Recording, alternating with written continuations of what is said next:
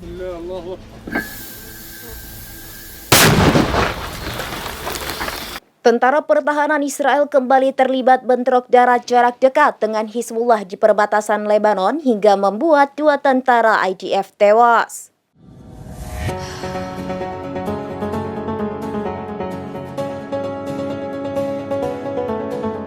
Tentara pertahanan Israel kembali terlibat bentrok darat jarak dekat dengan Hizbullah di perbatasan Lebanon hingga membuat 2 tentara IDF tewas.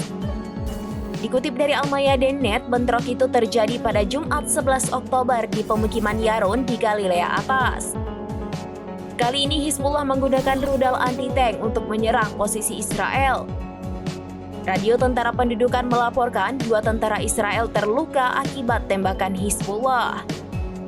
Serangan itu mampu membuat konsentrasi pecah di kalangan tentara Israel. Surat kabar Ma'arif juga melaporkan adanya korban jiwa dalam penembakan rudal anti-tank di Galilea Atas. Di satu sisi, tentara Israel mengakui tentaranya terbunuh dan korban lainnya sekarat. Kerugian signifikan itu didapat seusai bentrok sengit terjadi antara IDF dengan Hizbullah di perbatasan pada Kamis 10 Oktober. Angkatan Darat menyatakan bahwa prajurit yang tewas tersebut berasal dari Brigade 228. Lalu seorang prajurit lain dari Batalion 5030 terluka parah dalam kejadian yang sama dan dibawa ke rumah sakit.